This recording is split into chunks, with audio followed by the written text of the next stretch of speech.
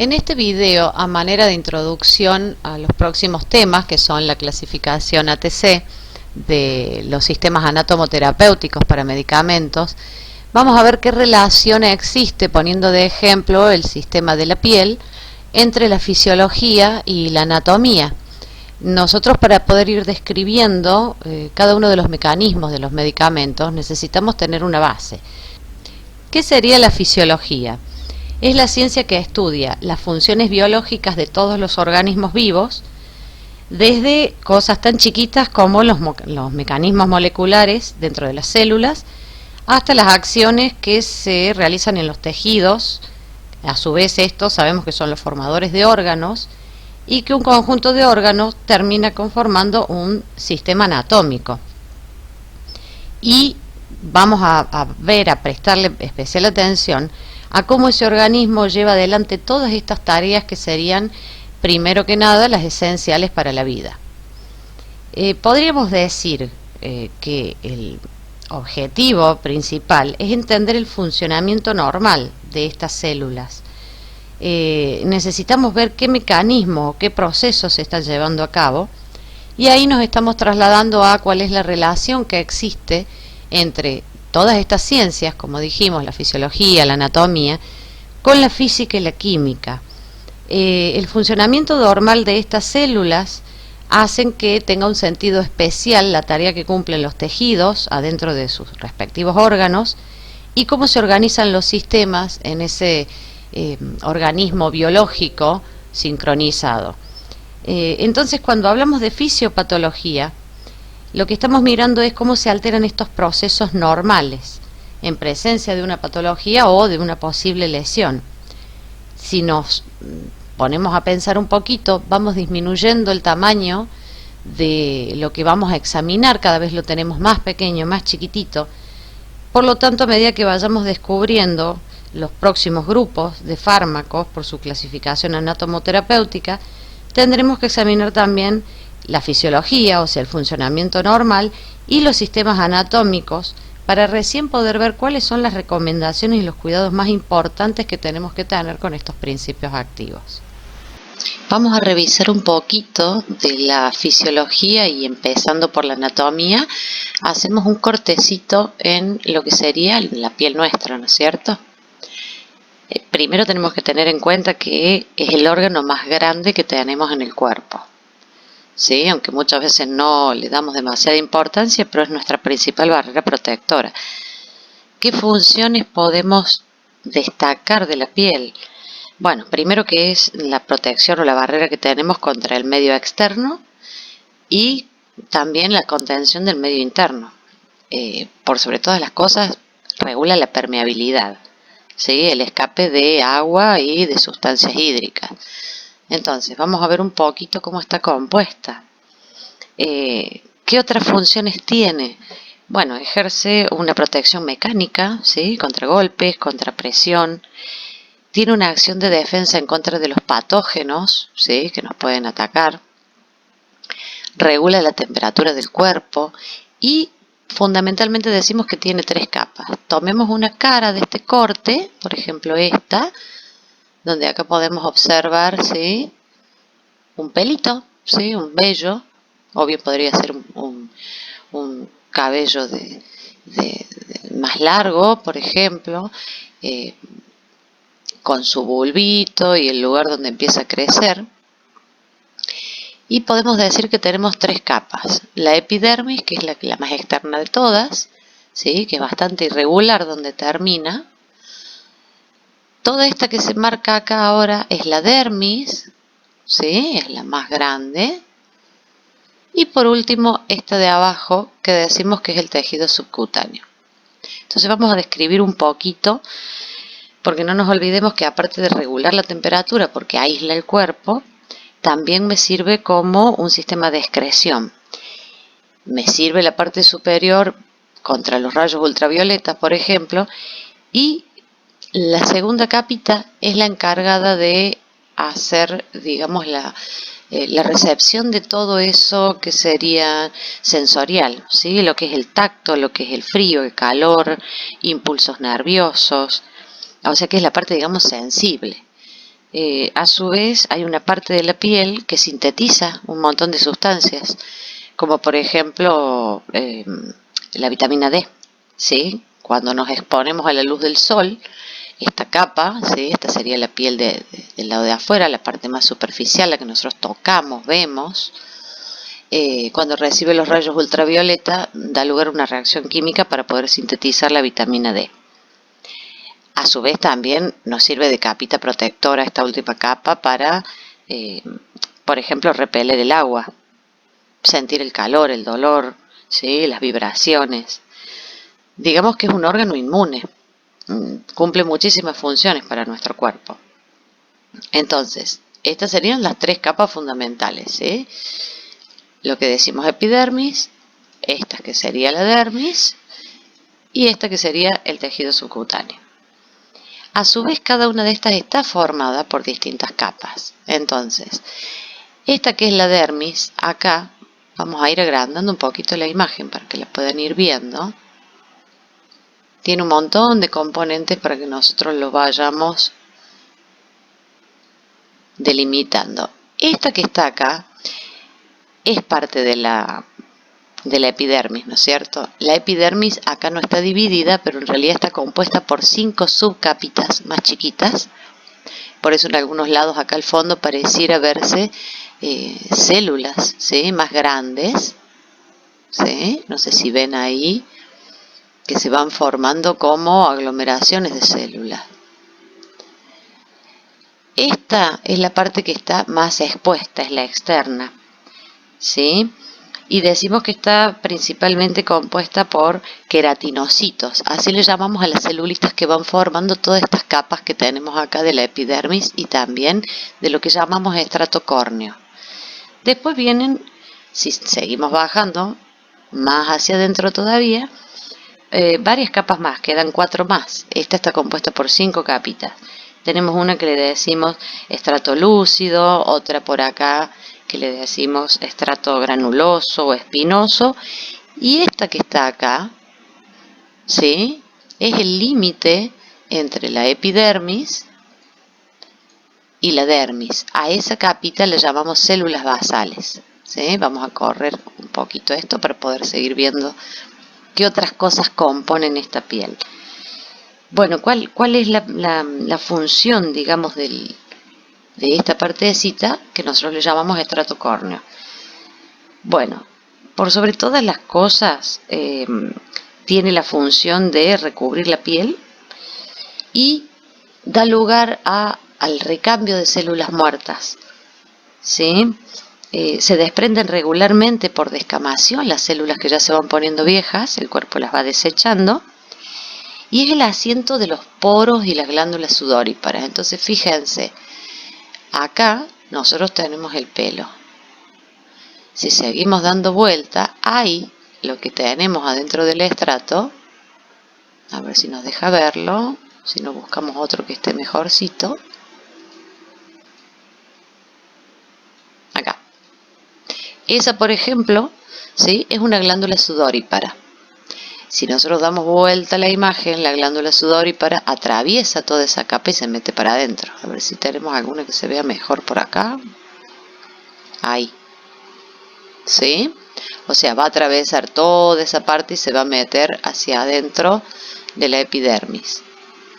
Pero es la boca de salida para nosotros. ¿Qué otra cosa tenemos ahí?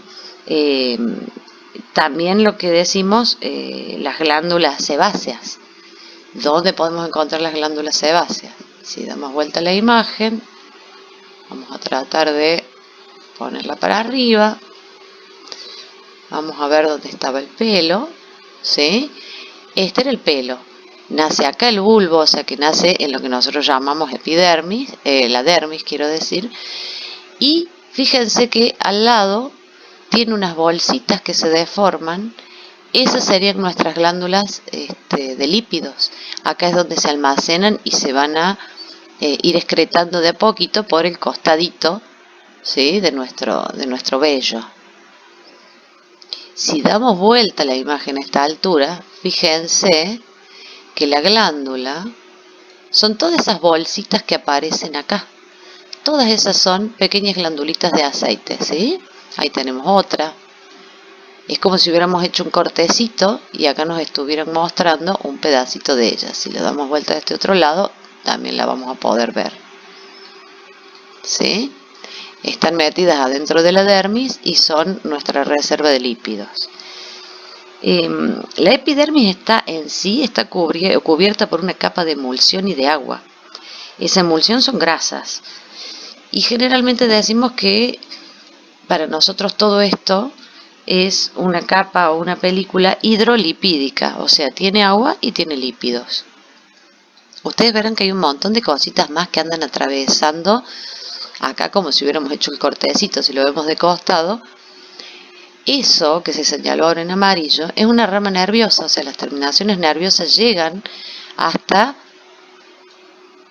desde el principio, ¿no es cierto? Desde el músculo sería este de acá abajo, son las fibras musculares, y las ramas nerviosas van atravesando todo el tejido.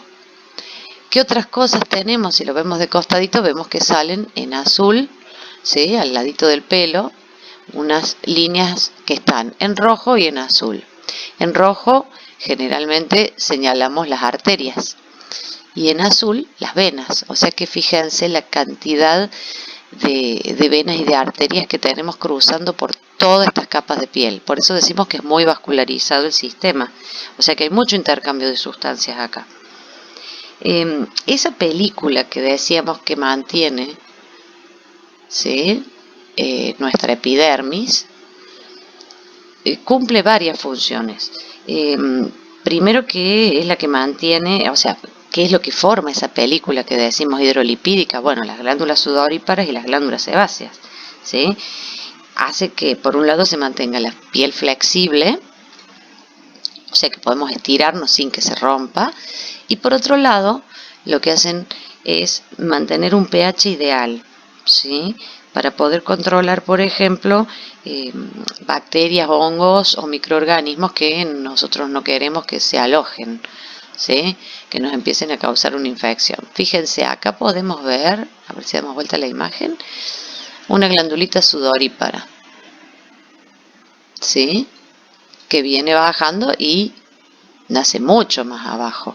Tienen una forma muy rara las glándulas sudoríparas, ¿sí? Toda esa que está marcada ahí en naranjita, que da un montón de vueltitas como si fuera un cañito enroscado, bueno, esa es la glándula sudorípara. ¿Qué pasa en este medio tan especial? Bueno, este medio le proporciona a la piel, este medio hidrolipídico que decíamos recién, le proporciona a la piel que esté sana, porque le da un pH adecuado, que va más o menos entre 5,4 y 5,9. ¿Qué es lo que hace esto? Que solamente sobrevivan acá sobre el exterior aquellas bacterias o microorganismos que les decimos saprófitos a veces, porque viven de nuestros desechos, de nuestras pequeñas células que se van muriendo, pero mientras ellos ocupan toda esa dimensión, cubren todo el terreno, no dejan que se aloje, por ejemplo, una bacteria o un hongo que podría ser perjudicial. Entonces, por un lado actúa como defensa contra los microorganismos. Por otro lado es el pH que necesitamos para que en esta capa se formen un montón de lípidos que son necesarios para poder estirarla la piel y que no se rompa. Hay un montón de enzimas que están acá, ¿sí? En el límite, en lo que llamamos células basales, que van empujando a los queratinocitos que están acá hacia arriba, de manera que produce la descamación. Las células muertas van pasando hacia afuera en el estrato córneo. Y aparte tiene una capacidad, se reproduce solo, se puede curar con mucha facilidad si llegamos a tener, por ejemplo, una herida. La mayoría de los cuerpos, esto es de un 0,1 milímetro, o sea, esto que ustedes están viendo, todo esto, más la capita del estrato córneo, más esa línea de células basales, mide 0,1 milímetro, un poquito más, un poquito menos. ¿Por qué decimos más o menos? Porque acá empezamos a ver, por ejemplo, la de la piel de alrededor de los ojos mide 0,05 milímetros, o sea, casi nada, es muy, muy finita. En cambio, la de la planta del pie puede llegar hasta los 5 milímetros, o sea, ahí se engrosa en especial el estrato córneo, y se hace mucho más fuerte y resistente. A su vez, tienen distinta constitución según sea un cuerpo femenino o uno masculino, y tiene en toda la dimensión del cuerpo distintas capacidades de regeneración. Algunas células se regeneran mucho más rápido en algunos lugares del cuerpo que en otras. ¿Qué sigue a esta capita? Bueno, a esta capita que tenemos acá, que era la epidermis, le va a seguir la dermis. La dermis, como ven, es muchísimo más grande, ¿sí? Ocupa el mayor grosor de toda la piel, es la parte constituyente más grande, y es una matriz de proteínas que nos proporciona el apoyo, nos proporciona flexibilidad y resistencia, o sea que es, por así decirlo, la estructura por excelencia funcional, la estructura en la que se basan, por ejemplo, todos los mecanorreceptores, ¿sí? Está llena de, obviamente son miles y miles de millones de células que están compuestas por proteínas, que generalmente las conocemos porque las escuchamos siempre. Colágeno y elastina, que son las que nos dan la flexibilidad y proporcionan el apoyo para todas las estructuras que están acá adentro. Fíjense que acá tenemos infinidad de cosas que ya vamos a ir viendo de a poquito qué son. ¿Por qué? Porque en esta capa, que es la más grande, tenemos todo lo que nosotros llamamos mecanorreceptores, o sea, es la interacción del exterior con nuestro cerebro. Digamos que es el centro de recepción de nuestros órganos sensoriales.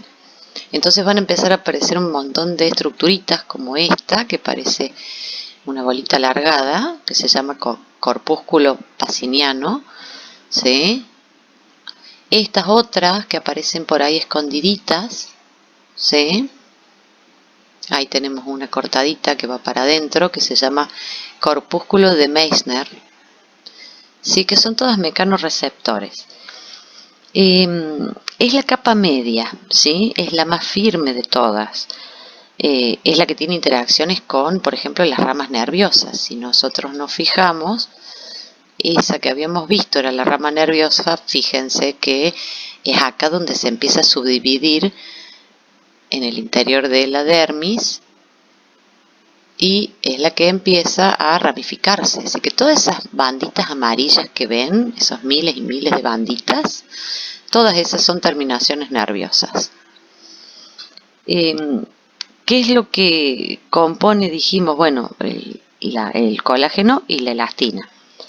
Es un tejido que le llamamos conectivo, que tiene fuerza, que tiene un montón de componentes vitales, pero se va desgastando a medida que pasa el tiempo. Todas las fibras que se encuentran en esta capa, ¿sí?, de la dermis, contienen una sustancia que es tipo gel, que le llamamos, y acá viene uno de los más conocidos, el famoso ácido hialurónico, ¿sí?, que posee la capacidad de, por un lado, retener agua, y por otro lado, mantener el volumen de esta capa, ¿sí?, mantener ese grosor, que no se nos achique, que no se nos deshidrate. Por supuesto que a esto le vamos a ir sumando con el correr de los años, ¿no? Desde que somos niños hasta que pasamos a la adultez y vamos envejeciendo. Esta capa, la conformación de esta capa depende de qué, y bueno, de los factores externos y del estilo de vida que nosotros llevamos. El sol, los cambios de temperatura, la estructura de las sustancias estas. Entonces, a medida que pasan los años, la producción natural de colágeno, elastina, cada vez es menor. Así que es lógico que vayamos perdiendo un poco de flexibilidad.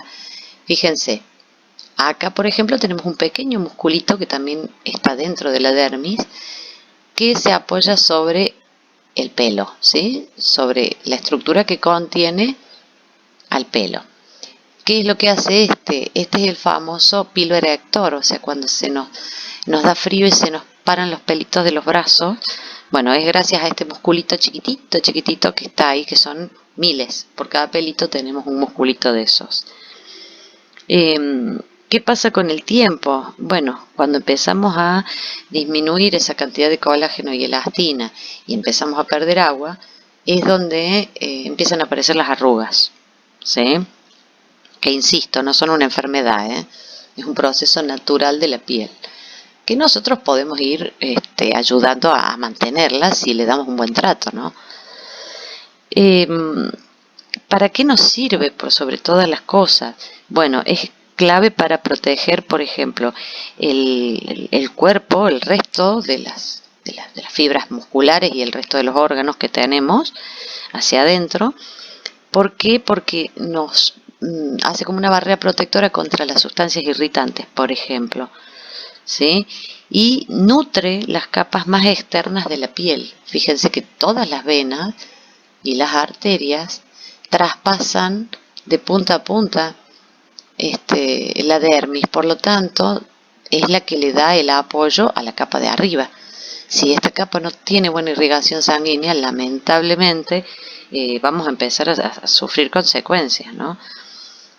Entonces, desde la más externa, ¿sí?, hasta la de adentro, la textura se va haciendo más gruesa, va amortiguando, por ejemplo, los golpes.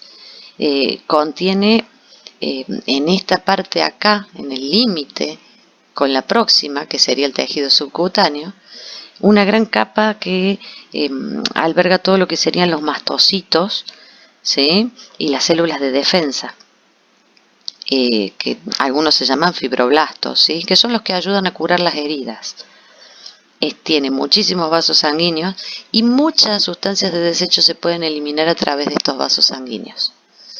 Y llegan, por ejemplo, a las glándulas sudoríparas y ellas lo terminan excretando por piel. Aparte de eso, dijimos que tenemos todas las glándulas sebáceas, ¿sí? Están todas contenidas, ese ramilletito que vemos ahí adentro, ¿sí?, que acá tiene un corte de costadito, todos esos ramilletes como con pequeñas uvitas, ¿sí?, que parecen miles. Esa gigante que vemos acá, eso es una glándula de aceite, ¿sí? Entonces, esta es la estructura que hace que se mantenga el balance externo acá de aceites y de agua necesario para que la piel se mantenga elástica. ¿Qué otra cosa encontramos? Fíjense que hace un ratito marcamos que decía corpúsculo de Meissner. Este otro que estaba acá, y fíjense que está conectado diferente, viene con una ramita de abajo. A este le decimos corpúsculo paciniano, ¿sí? Ahí teníamos otro. Y acá, este que aparece, le vamos a llamar corpúsculo de final de Ruffini. Ya vamos a ver en un ratito que estos son los famosos receptores sensoriales que aparecen por todos lados, ¿eh? Ahí hay otro, acá hay otro, ahí hay otro. Están desparramados por toda la dermis. ¿Qué es lo que hacen estos? Bueno, son los capturadores de las señales nerviosas.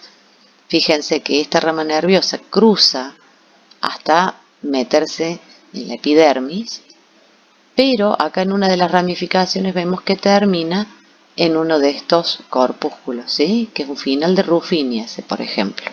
Por último, esta, que es la capita más pequeña, le llamamos el tejido subcutáneo. ¿Qué es lo que tiene este tejido subcutáneo?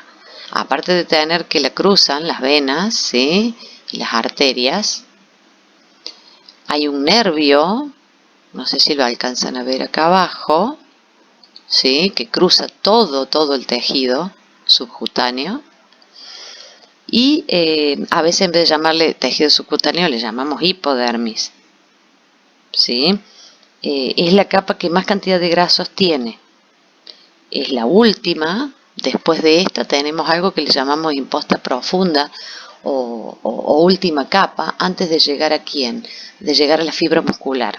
O sea que es casi el límite para nosotros, pero para nosotros es un almacén importante de grasas, de lípidos, ¿sí? Es como una almohadita que es la que principalmente me va a proteger y a aislar los órganos internos y que almacena grasa para el futuro. O sea, nuestro organismo la utiliza como un almacén, como un depósito de grasa. Por lo tanto, en esta capa es donde nosotros tenemos los famosos, los que llamamos adipocitos, ¿sí? Que no es otra cosa que una célula que tiene la función de almacenar en su interior más cantidad de lípidos, ¿sí? Estas fibras que puede tener acá adentro, que generalmente es colágeno, ¿sí? Se mantienen unidas a la grasa dentro de la célula y hacen que este tejido sea como una esponjita. Y como dijimos, todos los vasitos sanguíneos, arterias y venas por todos lados. ¿Qué es lo que hace el grosor o esas montañitas que vemos ahí? Bueno, eso depende del tejido subcutáneo, en qué parte del cuerpo esté. ¿Por qué? Porque acá vamos a tener las mismas variaciones que vimos al principio. No es lo mismo la piel del hombre que la piel de la mujer, por ejemplo. Y no es lo mismo la piel de las manos que la piel de las caderas, que la piel de la nariz, de los ojos. O sea, hay quienes tienen, según la parte del organismo que estemos examinando, esa capita puede ser más finita. Entonces, digamos que la cantidad de células adiposas que hay es menor, no necesita tanto.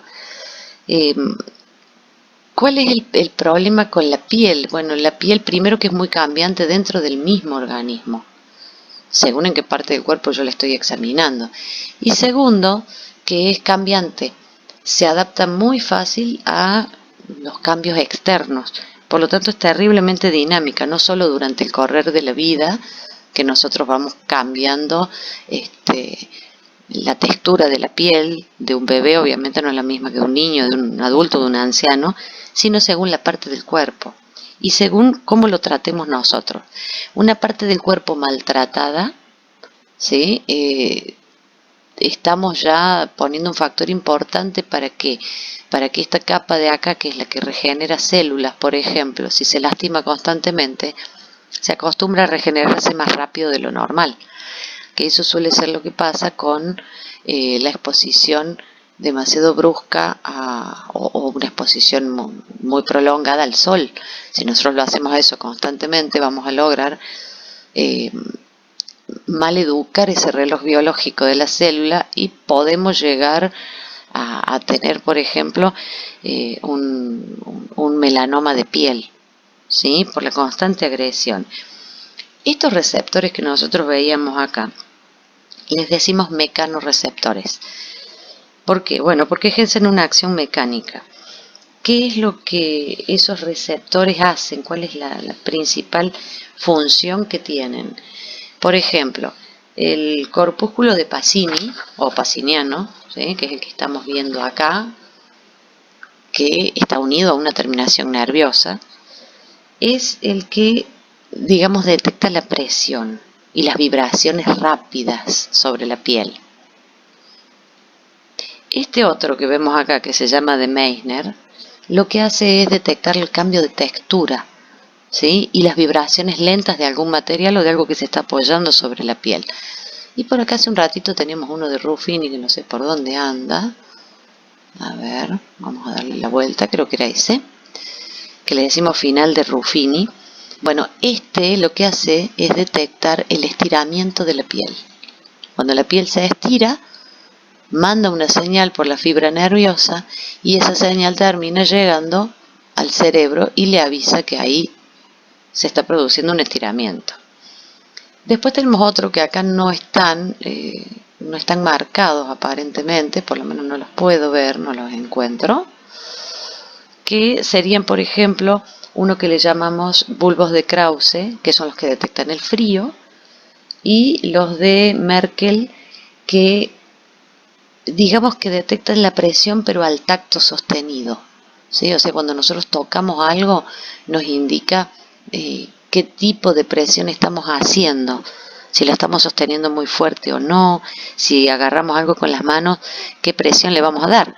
Por ahí no es necesario tomar una hoja de papel con muchísima fuerza o algo frágil como una hoja seca de un árbol porque la romperíamos. Aparte de esto tenemos terminaciones nerviosas libres. ¿Qué quiere decir? A ver si esta se marca. No, esta no se marca. A ver, esta. Bueno, esta por ejemplo sería una terminación nerviosa libre. ¿Por qué? Porque no tiene ningún corpúsculo de estos que detectan el tacto, la presión, el calor, el frío.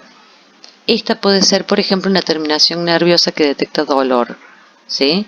Hay termorreceptores que también que llegan hasta la capa pegadita al estrato córneo, que detectan frío, detectan calor.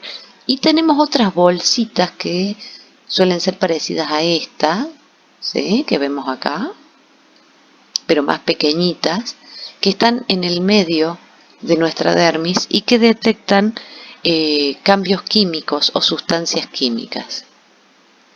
Si se fijan acá, hay una pequeña ramita nerviosa, ¿sí? Que está adosada a donde está la raíz del cabello. O sea que cuando una persona dice que le duele cuando le tironean el cabello, es cierto. Puede llegar a tener mayor percepción del dolor que otra. Ahora tratemos de imaginar que todo esto que venimos viendo, ¿sí? Son capas de miles y miles de células. O sea, este pelo, esta bolsita de aceite o esa vena, o sea que cuando decimos que hablamos de tejidos, que estos tejidos a su vez van a conformar un órgano, imagínense cuando estábamos hablando hace un par de clases de los mecanismos por los cuales un fármaco se pega, puede interactuar, puede ejercer su función, o sea, acción farmacológica, en cada célula. O sea, ahí estamos ampliando esto miles de millones de veces. En el próximo video vamos a tratar de entender de qué tamaño estamos hablando. O sea, todas estas funciones que estamos diciendo de intercambio de nutrientes por venas, por arterias, desechos, glándulas sudoríparas que eliminan. En realidad estamos hablando de sustancias químicas que van a atravesar esas barreras. O sea, van a entrar a cada una de estas células que componen una vena, una arteria, como dijimos recién, y van a hacer una reacción química ahí adentro. Van a dejar entrar algunas cosas, van a dejar salir otras, pero a ese nivel, muy pero muy muy chiquitito. Son capas de miles y miles y millones de células. O sea, y estamos hablando de que dijimos que hace un ratito, dijimos que esta capita en algunos lugares del cuerpo puede llegar a tener 0,05 milímetros. Y en esos 0,05 milímetros tenemos miles y miles y millones de células. O sea, cada vez que examinamos la parte anatómica, cuando hacemos tejidos u órganos, en realidad estamos viendo algo gigantesco, absolutamente gigantesco.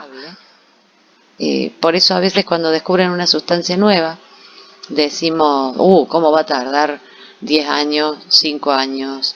Y sí, porque poder llegar a estudiar cuáles son las interacciones químicas que ocurren con cada uno de estos componentes es bastante complicado. Espero que hayan por lo menos podido ver un panorama general de lo que es este pedacito chiquitito de un cuadradito que tranquilamente podría ser de 1 centímetro por 1 centímetro si hubiéramos hecho un cortecito a través de la piel.